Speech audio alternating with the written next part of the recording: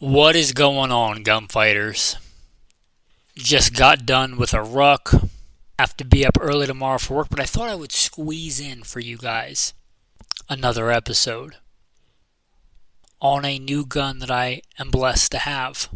This will be a review of the Benelli Nova 3, and discussing it, I will surely discuss the attributes of a versatile survival shotgun that covers both a fighting shotgun and a hunting shotgun. If that interests you, stay tuned to this episode of Gunfighter Life, where we talk about guns, gunfighting, tactics, ballistics, the right way with Almighty God at the center. Biblical, Judeo-Christian values, and real-world first-hand experience. Quick bullet points. First and foremost, I'm a Christian, a servant of God, a follower of Jesus Christ.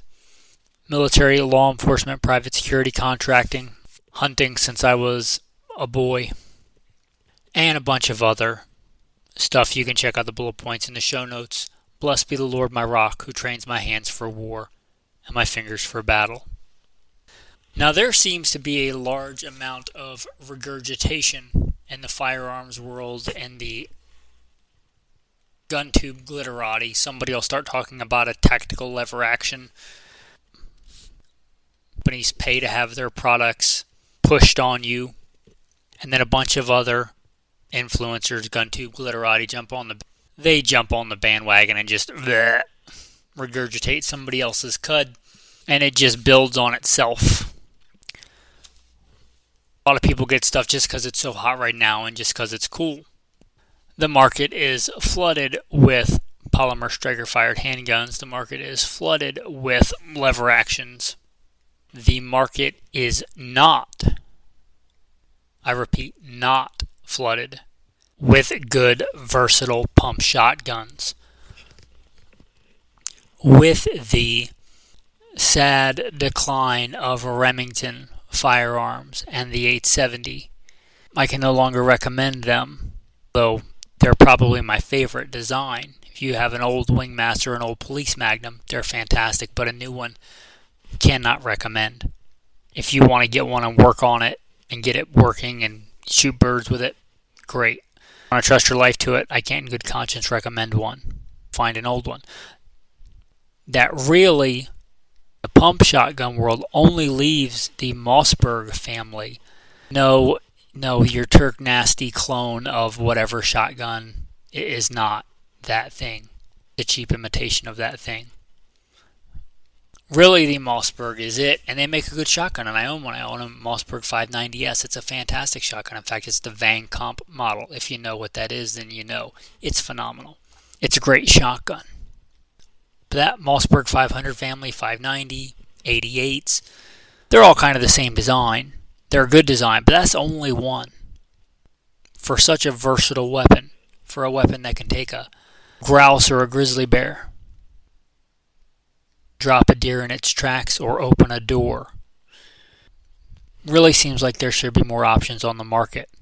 Well, now there is.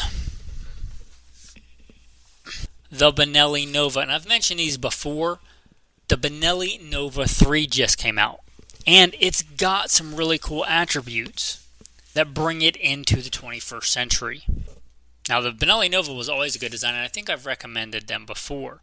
But this new Nova 3 really has some things going for it that put it in the top 2. It's not a crowded category.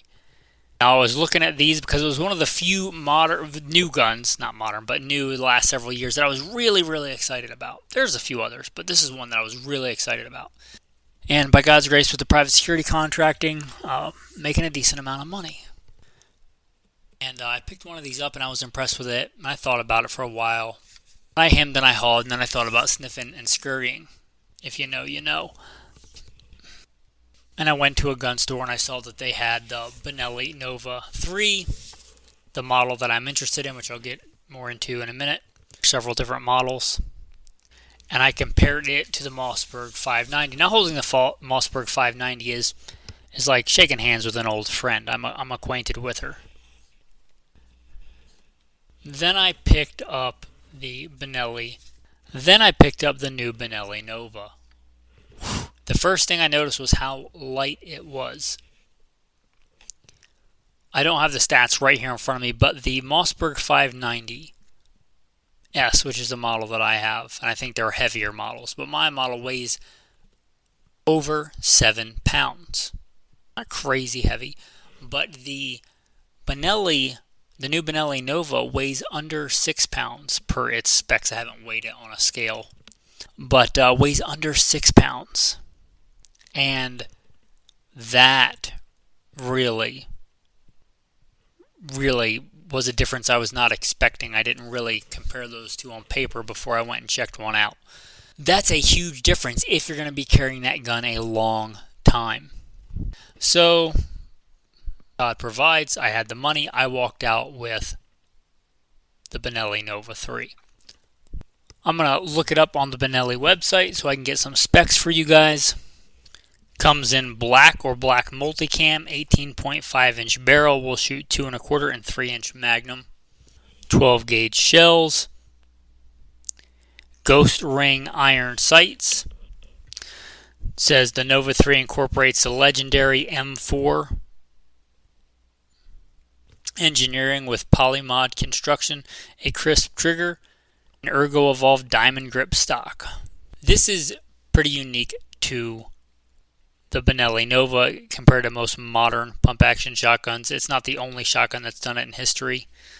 The old Belgian Brownings, Auto 5s, I believe, have the same feature, but a button where you could stop the loading of shells from the magazine and load one in manually.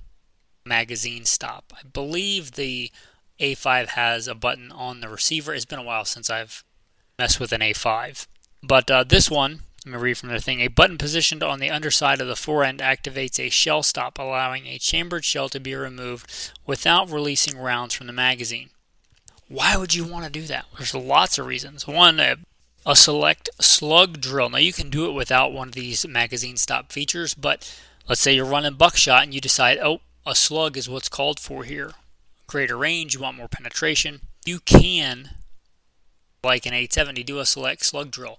It's not easy to do, especially under stress. This makes it relatively easy. You press a button, you shove the pump back, the old round comes in, then you, from your side saddle presumably, or whatever your kit is, I like loading from a side saddle, you shove a X, Y, or Z round in. That's one of the great things about the shotgun, is it's versatile. So let's say I'm running 00 buck, and I need a slug. Well, I hit that button, use the pump, while the friend's coming back, I slide my hand back, grab a slug, throw it in the chamber, run the action forward, and I'm ready to go with a slug.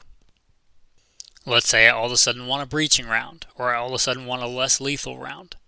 Again, one of the great things about the shotgun, it's versatility. Going into the hunting world, let's say I have tags and both are legal. Let's say I'm doing a short-range weapon hunt for white-tailed deer in some river bottoms or whatever, and I get into a good patch of upland game birds. Or I'm walking around doing a hike looking for chukar. I've got in some number 6 shot, and then before I see any chukar, I see a coyote at 40 yards. Well, I can slip in. I mean, I can do it quietly enough and quick enough. I can slip in some number 4 buck.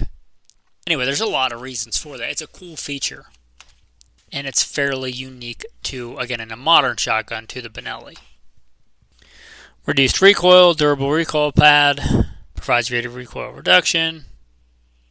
Here's a seemingly small detail, but a big one. Equipped with a flush QD sling cup. These are not a go or no go, but they're really nice to have at least one QD sling attachment on a versatile firearm. Because a lot of times when we're in a lot of kit, we're in a pack, things get caught up. They just do. And sometimes you want to get that sling off quickly. That's where the QD, quick detach, is really nice. Also, one of the nice things about that is it rotates. So if you've ever gotten all tangled up in a sling, you can just turn the sling swivel in the rear a couple of times and get it twisted. That's really nice. Again, not a huge feature, but a kind of important feature. Design with the front and rear ghost ring sight system. Rear sight has a Picatinny rail, allowing for the attachment of various accessories. Quick rabbit hole. I didn't realize until fairly recently that the Picatinny rail was named for the Picatinny Arsenal in New Jersey. So, although perhaps being the worst state in the country, even New Jersey contributed something useful. Anyway, this is kind of a big deal for me as I like to run iron sights. I love good iron sights. This has really good ghost ring iron sights. I'm very familiar with Benelli shotgun sights ever since I had my first, Super 90, back when Benelli was partnering with HK, the Benelli HK or FN Super 90. Anyway, a fantastic shotgun. Very similar sights. Good fighting, robust, rugged ghost ring sights. Not like a little hashtag #MeToo bead on a smooth barrel, but like actual fighting sights. These were on a fighting rifle. I'd be like, those are legit sights. They're good sights. That said, it's 2025. It's not 1825. It's 2020. I almost said 2025. It's 2026. Optics are a thing, and they have been for a long time. You don't need optics on a fighting shotgun if you have good sights, but they're real nice, and they're a force multiplier. Like being able to have backup iron sights and an optic, not one or the other. We'll get into the optic I mounted maybe later in this episode. Having a pick rail already on there with the iron sight so that I can have both, that's a huge deal. That's not a small detail, that's a big detail. Can you have a big detail? It's a big deal. Okie dokie. For my specific model, they make a couple of models. Most of the models I wrote off because they're smoothbore. This is where I had said I get into a little bit of the philosophy of the versatile survival shotgun. Look, if you just want a hashtag #MeToo, cool looking tactical shotgun, get a cylinder bore. If you're only going to use it in a house, it's just for your bedroom, cool. If it's for inside the home defense, fine. The difference between even a cylinder and a full choke inside a room is academic. If you want a versatile, all-around shotgun, right, chokes are a thing. Chokes have been a thing for a long time. It's not like they're a gimmick. It's not like they're the 7mm BC Johnny come lately. Like they're here to stay, right? Chokes are well established. And removable chokes, why would you not have that? So all the models that didn't have that, I immediately wrote off for me. Now, if you're just going to rock it in your bedroom, what you do in your bedroom should adhere with biblical precedent, which I don't think speaks to the shotgun. So you do you. As far as a shotgun. However, I want to take it outside. If I'm going to run it outside, as a truck gun, as a get-home gun, as a hunting shotgun, right? I got turkeys that come in the yard on the regular. Yeah, I want chokes. Chokes are a big deal.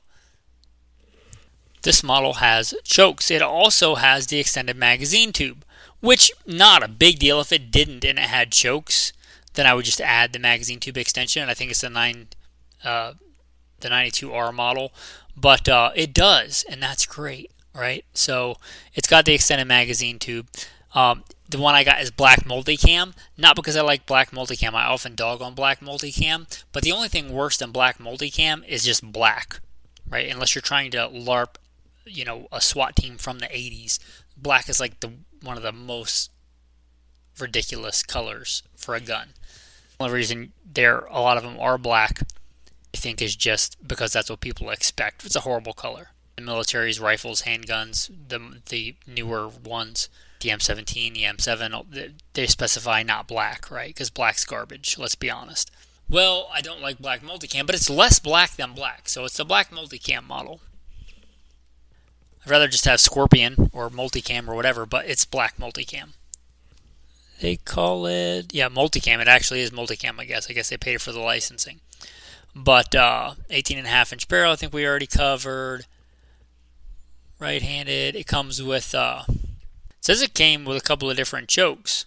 Now, mine only came, that I saw, so I missed something, with modified and a cylinder. It said comes with improved cylinder, modified and full. Anyway, maybe I have to check the box again. Actually, I haven't thrown it away yet, so maybe there's other chokes in there. But I think mine came with an extended cylinder bore choke and a modified choke. I put in one of my improved cylinder chokes because I've got quite a few Benelli chokes. Benelli at some point changed their chokes. They're two different styles. You may find on Benelli's, but it takes one of those, and I had a bunch of both. So I put in improved cylinder. I like improved cylinder for a standard all-around choke. Why? Because it gives some constriction. It still shoots a much better pattern than a cylinder bore, and if we're going outside the home. And it's what's recommended for best results with slugs, and I like to shoot slugs. Now, like a Foster slug, you can shoot through any choke. But if you're going to shoot a steady diet of them, it's really not recommended unless it's a cylinder bore or improved cylinder. And improved cylinder is my go-to hunting choke anyway. So why would I not? Again, that's part of the versatility of having chokes. If you want a one-trick pony, just get a model that doesn't take chokes. If you want the versatility, get that. Now in the side saddle on the side, I carry the modified choke. Come turkey season, I like this shotgun. I don't know if I'm going to take this out of the Mossberg, but you know what? I can screw on I think I have an extra full choke. Could screw that in here. There you go. Okay, let's go to capacity 7+1. That's pretty good for right out of the box. Ghost ring, pump, drilled and tapped. Obviously, yes, because it's got a rail. Length of pull 14 1/8. That's longer than I would like. I'm going to be honest. But it's not horrible. It seemed to fit me fairly well. Overall length 40.25 inches, and average weight 5.9 pounds. I don't know if this is 100% correct because it lists the same weight for the 4-round model and the 7-round model. I don't know how that's possible, but it's probably pretty close to 6 pounds. The magazine tube extension is aluminum. It's really thin aluminum, so it doesn't weigh much. It's phenomenally light. Anything else I missed? Oh yeah, it has M-lock slots on it. Not a huge deal, but it is kind of important, especially if you want to mount a light, which I think you should on a go-to versatile shotgun. Now, there are ways to mount lights on other guns. For the Mossbergs, you can get a Magpul 4-end. You can look for an older, Surefire 4-end for an 870, but just having the M-lock slots on there are really nice. It's got M-lock slots. I guess this is a good time to get into how I've configured it. I put on a side saddle. That's how I prefer to load. I'm just going out hunting. Probably don't need it. I might take it off to save weight if I'm doing a lot of hiking, something like chucker. You can't take that chucker hunting. It's got ghost ring sights. Well, I've shot stuff out of the air with ghost ring sights. You can't do it. You just pretend the front sight's a bead. Anyway, I put an optic on it. One of the other things I put on here, I put on a Trijicon RMR, dual illuminated. The best, most versatile Trijicon RMR. The one that doesn't take batteries, the one that's not electronic, the one that runs off radiation. So as long as radiation is a thing in here, it will work. It works off radiation and ambient light. One of my go-to fighting pistol sights. I put one on here. I put it on a QD mount, so if something happens and it does break, the glass gets cracked, which I've never seen on a Trijicon RMR, but I guess it's possible. It's like one little lever. I take it off and I have really good iron sights. Anyway, Trijicon RMR with the QD mount. It's great on here. I wish I could get a little bit lower cheek weld, something closer to the irons, but it's not far off. It's pretty good. And, I'm running the optic, so it'll do just as well as a vent rib bird shotgun with an optic because I'm not using the vent rib or the sights, I'm using the optic. So, yeah, it's pretty quick with a dot. I put on a white light, as I think you should, mount it at 6 o'clock directly on the M-lock. It's really nice just to be able to bolt one on, and I put on a sling. The back is a QD mount, and the front is a super high-speed piece of cord that I tied through and put a knot in. I'll probably change the sling out because this sling is way overbuilt. You might think, overbuilt's great. One of the reasons I love the shotgun is it's light and handy. Looks like you could tow a truck with this sling. I don't need to tow a truck. I needed to carry a 6-pound shotgun. So I'll probably make one of my own. I do that pretty regularly. I ordered some more webbing as I think I'm out. I'll probably build a lighter sling for it. Whatever, a sling, a white light, an optic, a shell carrier. I have shot this shotgun quite a bit. I have shot a lot of slugs through it. I shot a bunch of slugs. I found one that I really liked. 1 1/8 ounce Luxor slugs. I had just sitting around. And I was like, oh, that's great. And I went to order some. Guess what? They don't make them anymore. I don't know if that company's in business anymore. I probably had them for 10 years or more, maybe longer than that. And I shot some more slugs, shot some other slugs. I found some other ones that I really liked. Some Bernecki Royal slugs. 1 1/8 ounce Berneckis. And I was like, that's great. It shoots these super well. Guess what? They don't make those anymore. I ordered some other 1 1/8 ounce slugs. It seems to like 1 1/8 ounce. I don't really know why. But it also seems to be okay with one of my go-tos, which is Federal True Ball Deep Penetration copper-coated 1 ounce slugs. Those are pretty good. They're one of my standard go-tos, so I've got some of those. And that's what it's sighted in for right now. I may switch to something else. Actually, I still have some of the Bernecki 1 1/8 ounce slugs, although not many. That's what's in the side saddle right now. I'll try the other ones when they come in. Shot a bunch of different slugs to it. I was out patterning it with buckshot. I'm not going to get into that because it really depends on what choke you're going to run, what shotgun you're going to run, what shells you're going to run. Even just with double aught buck, I shot a couple today at 25 yards. Some shot a 15-inch pattern or bigger. Some shot a 7-inch pattern, 7 to 10-inch pattern. Both double aught buck, both 9 pellet. The same shotgun, the same distance. Have to train with your shotgun. You have to pattern your shotgun. Hopefully you wouldn't just take a rifle out with just random ammo and expect to shoot where you were aiming. Shotgun versatility of ammo is absolutely way more complicated than that. You need to pattern your shotgun. I also patterned it with some birdshot. Anyway, it's a good shooter. It has a lot of recoil with full powered slugs, as you might imagine. How does it compare to my Mossberg 590 Van Comp? Well, if I'm going to be shooting a lot, I want the Mossberg. I'm going to be honest with you, 590 Van Comp. It weighs a pound heavier. It's ported, and both those things add up, and it's a lot more pleasant to shoot slugs out of. Or full-powered buckshot. Birdshot, But yeah, if I'm going to shoot a bunch of slugs or buckshot in a day, if I'm doing like CQB training, yeah, I want the Mossberg, I'm going to be honest. If I'm doing a lot of walking, and I may shoot a little bit, well then obviously the Benelli, because it weighs more than a pound less. More than a pound less. It weighs, the disparity of weight is over a pound. I'm saving more than a pound carrying this shotgun versus the Mossberg. That's a big deal if you're carrying it at the ready for a long, long time. It's a good shotgun. I may consider putting it as my get-home gun in my rig when I go into a city to do private security contracting and I need to get home. It would be a good choice for that one because it's got such a high power to weight ratio. It's so light. It's very light for a fighting shotgun. Plus, it's Benelli quality. It's a very well built, fine Italian machine.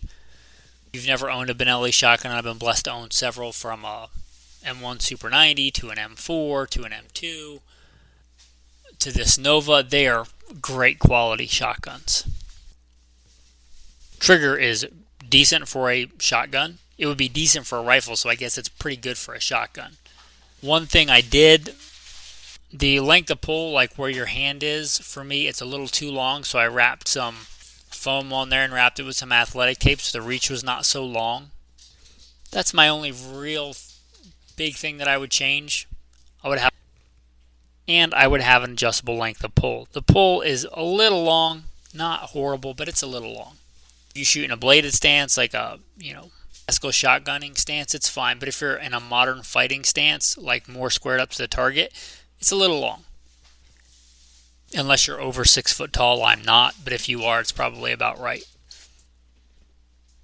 So all in all, it's a good shotgun. It's one of the only really good modern fighting, good versatile pump shotgun platforms. Again, this and the Mossberg. Can't really think of any others. There are a lot of older classic ones. Again, you're not going to get the modern accoutrement like M-Lock on the fore end Oftentimes they won't be drilled and tapped for optics. So yeah, it's a short list, but it's a great shotgun. Your tactical tip of the day. I have in my side saddle an assortment of slugs and buckshot. No big deal there, no surprise there. But something I do, talking about the versatility of the shotgun, is I keep another choke in the side saddle. They should fit in the same slots that your shotgun shells fit in. So if you think you might want a versatile shotgun with different chokes, just put whatever choke you're next most likely to use in that side saddle. That way it's on the shotgun. If you use extended chokes, then you can unscrew them and screw them back in pretty easily. That's your tactical tip of the day. Oh, I got another one for you, a bonus. With this extended magazine tube, I don't know why they do this, but they make them about the same length, the magazine tube with the barrel. I like my magazine tube to stick out a little bit farther than the barrel. Why? Because if I shove it into something, I don't want it to hit the crown of the barrel. I want it to hit the magazine tube. Or if I drop it or whatever, I want it to hit the magazine tube first, not the end of the barrel for obvious reasons, right? So I put a super high speed 3/4 inch PVC cap on the end of it. I know. Space age. Next level. But it works and it makes the magazine tube stick out a little bit farther than the barrel. So if I shove it into something or drop it on its front, gonna hit that first. Not a big deal. So consider that a bonus tactical tip. Your tactical verse of the day. Whoever has no rule over his own spirit is like a city broken down without walls. This is me interjecting here. If you want more control, men, over things in life, start by having more control over yourself, over your actions, over your thoughts. With that, thanks for listening and have a blessed day.